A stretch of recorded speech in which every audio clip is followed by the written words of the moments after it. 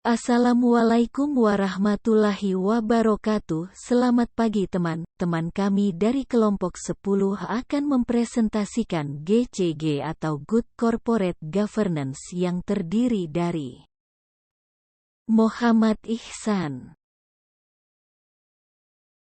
Octavia Nita, Septi Maria. Hai teman-teman, mari kita dengarkan seksama.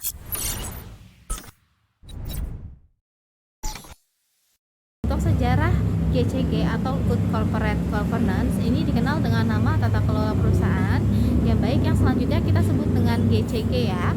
Muncul ini tidak semata-mata karena adanya kesadaran akan pentingnya konsep GCG, namun dilatar belakangi oleh maraknya skandal perusahaan yang menimpa perusahaan-perusahaan besar.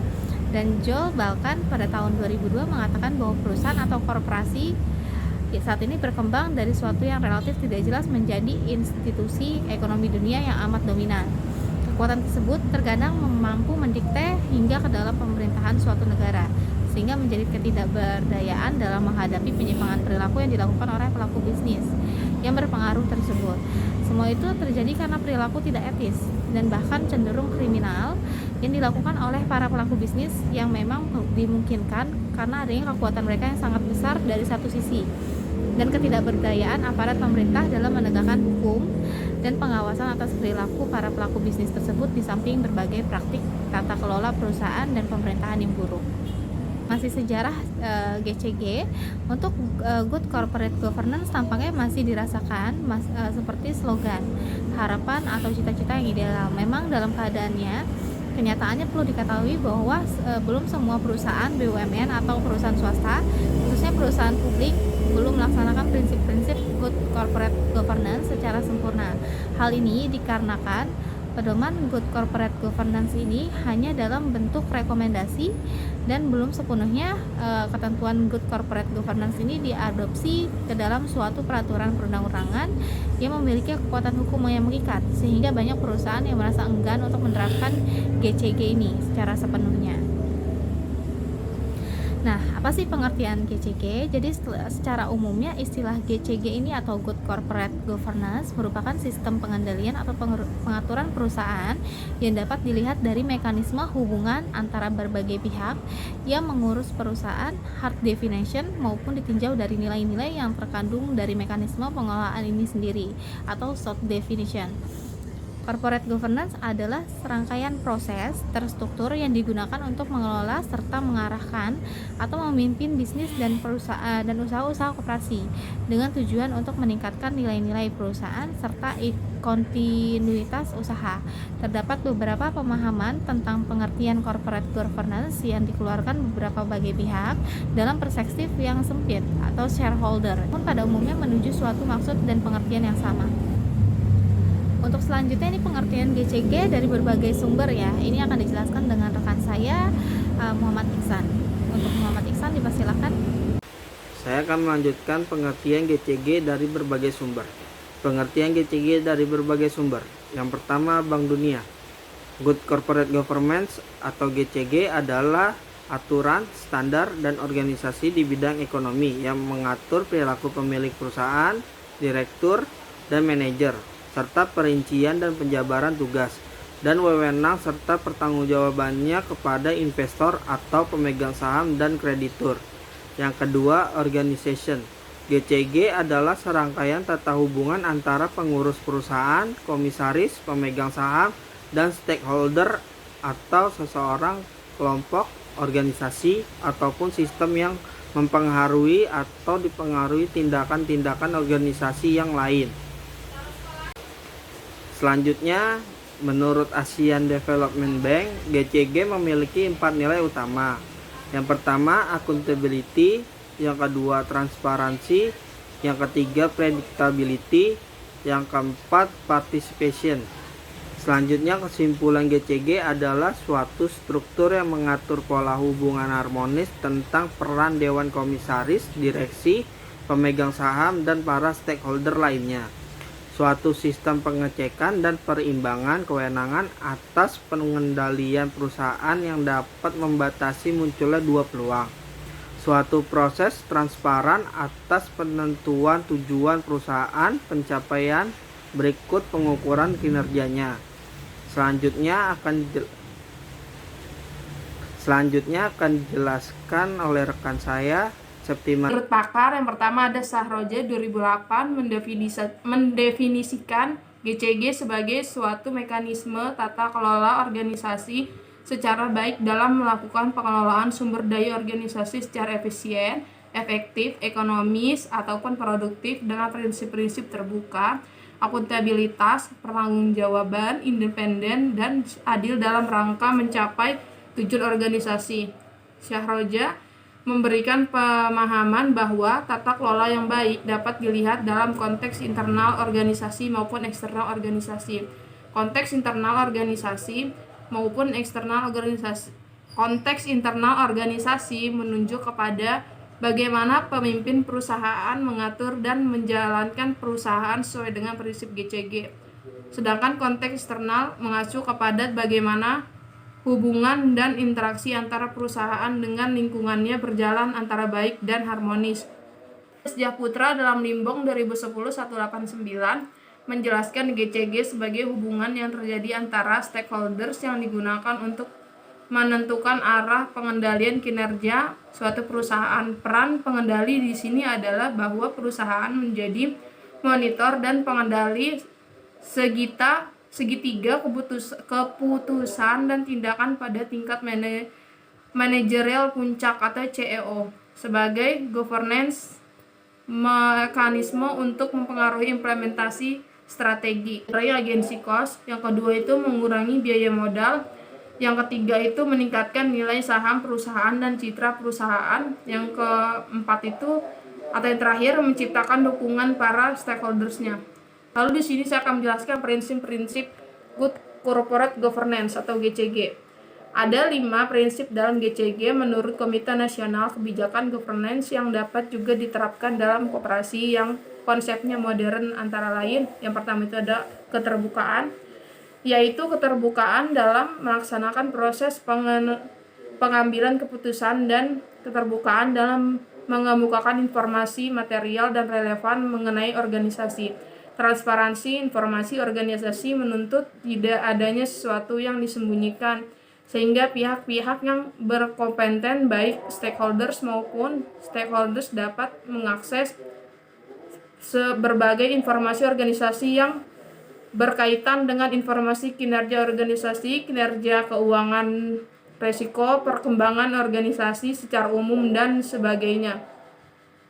Pengungkapan informasi yang untuk diketahui seluruh anggota dan pihak terkait lainnya atau yang berkepentingan, sehingga anggota dapat mengetahui tingkat ketepatan waktu, akurasi laporan, perkembangan per periode, dan sebagainya. Selanjutnya, informasi ini memberikan pengetahuan bagi anggota bahwa setiap keputusan dan kebijakan didasarkan pada sesuatu atau pelaporan yang benar. Yang kedua itu ada akuntabilitas. Akuntabilitas adalah kejelasan fungsi, pelaksanaan, dan pertanggungjawaban manajemen organisasi atau perusahaan sehingga pengelolaan organisasi berjalan aktif. Suatu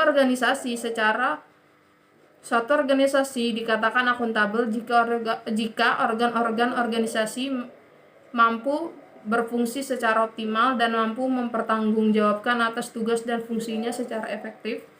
Selanjutnya, akuntabilitas akan memuat kejelasan aturan, tugas, fungsi, mekanisme kerja, job description, ukuran kinerja, serta prestasi kerja setiap organ organisasi. Fungsi, mekanisme kerja, job description, ukuran kinerja, serta prestasi kerja setiap organ organisasi. Yang ketiga itu ada kemandirian.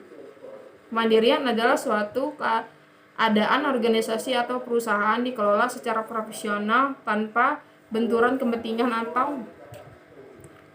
atau pengaruh pihak lain yang tidak sesuai dengan peraturan perundangan yang berlaku. Prinsip kemandirian yaitu tidak adanya dominasi dari pihak lain dan organisasi tidak dapat diintervensi. Kemandirian dapat terwujud jika ada kejelasan tugas sesuai dengan anggaran dasar atas anggaran rumah tangga. Yang keempat yaitu ada pertanggungjawaban. Implementasi pertanggungjawaban dicirikan oleh keberhasilan organisasi memenuhi kepatuhan terhadap peraturan perundang-undangan yang berlaku, peraturan internal organisasi seperti anggaran dasar atau anggaran rumah tangga. Selain itu, tanggung jawab juga dilakukan terhadap stakeholders, masyarakat, serta lingkungan ekosistem, sehingga prinsip tersebut dapat cerminan sosial responsibility yang memberi dampak langsung atau tidak langsung bagi kelangsungan hidup organisasi maupun ekosistem. Dan itu ada kewajaran. Kewajaran adalah keadilan dan kesetaraan di dalam memenuhi hak-hak shareholders dan stakeholders yang timbul berdasarkan perjanjian dan peraturan perundang-undangan, di mana hak-hak mereka berupa perlakuan adil, setara, dan wajar dalam hal input dari kontribusi wajar. Sekian dari kelompok 10. Mohon maaf jika ada penyampaian dalam salah kata maupun penulisan. Kami akhiri. Wassalamualaikum warahmatullahi wabarakatuh. Hai teman-teman, ini adalah salah satu contoh Good Corporate Governance atau GCG dari salah satu perusahaan di Indonesia.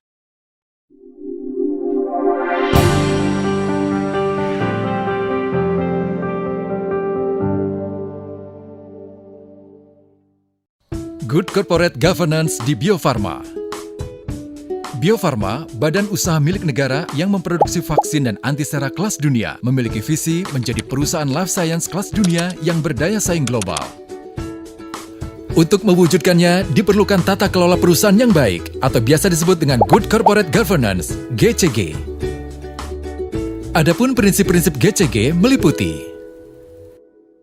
transparency, accountability, responsibility, independensi, dan fairness. Kelimanya biasa disebut dengan tarif. Pengertian transparansi adalah keterbukaan dalam melaksanakan proses pengambilan keputusan dan keterbukaan dalam mengungkapkan informasi material dan relevan mengenai perusahaan. Sebagai contoh, tahapan proses rekrutmen dilakukan secara terbuka, mulai dari informasi lowongan yang disampaikan kepada publik sampai dengan pengumuman hasil akhir karyawan yang lolos seluruh tahapan seleksi. Akuntabilitas terkait kejelasan fungsi, pelaksanaan, dan pertanggungjawaban organ sehingga pengelolaan perusahaan terlaksana secara efektif.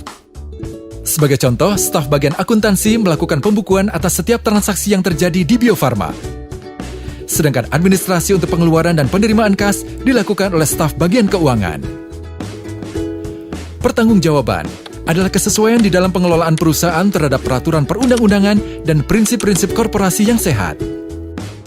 Sebagai contoh, karyawan datang tepat waktu. Setelah sampai ke ruangan, karyawan langsung menyalakan komputer untuk mengerjakan tugas yang diberikan oleh atasannya dengan deadline pekerjaan hari ini. Karyawan mengerjakan pekerjaan dengan sungguh-sungguh dan rasa tanggung jawab sehingga dapat terselesaikan secara tepat waktu.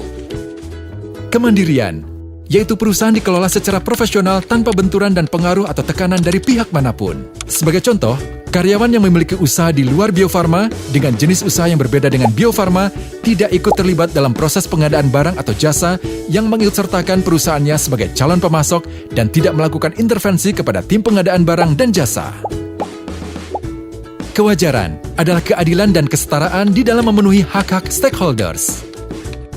Sebagai contoh, perusahaan memberikan kesempatan yang sama kepada karyawan dalam mengikuti proses seleksi naik jabatan. Penerapan Good Corporate Governance di Bio Farma bertujuan untuk mengoptimalkan nilai perusahaan, mendorong pengelolaan perusahaan secara profesional, efisien, dan efektif, serta memberdayakan fungsi. Adanya kesadaran tanggung jawab sosial maupun kelestarian lingkungan di sekitar perusahaan. Meningkatkan kontribusi perusahaan di lingkungan sekitar perusahaan dan dalam perekonomian nasional. Meningkatkan iklim yang kondusif di lingkungan sekitar perusahaan. Agar tujuan dari implementasi penerapan GCG dapat tercapai, maka dibutuhkan komitmen dari seluruh insan Bio Farma selaras dengan visi, misi, nilai, etika, dan regulasi yang ada di Bio Farma. Komitmen seluruh insan Bio Farma dibangun berdasarkan budaya di Bio Farma. Salah satunya adalah nilai atau values yang selama ini dikenal dengan sebutan proaktif, terdiri dari profesional, customer orientation, teamwork, integrity, dan innovation.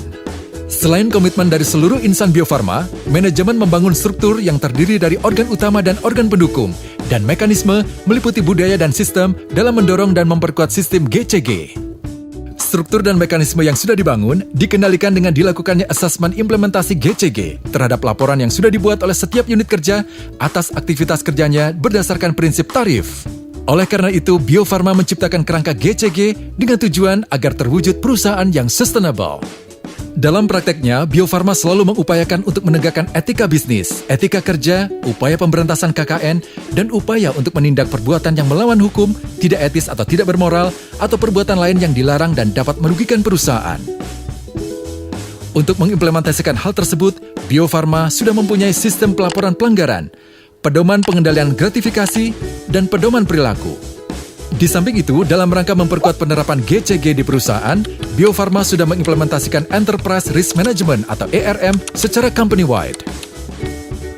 Untuk mendukung terlaksananya seluruh perangkat penerapan GCG, dimohon peran serta seluruh insan Bio Farma untuk bersama-sama berkontribusi dalam penerapannya.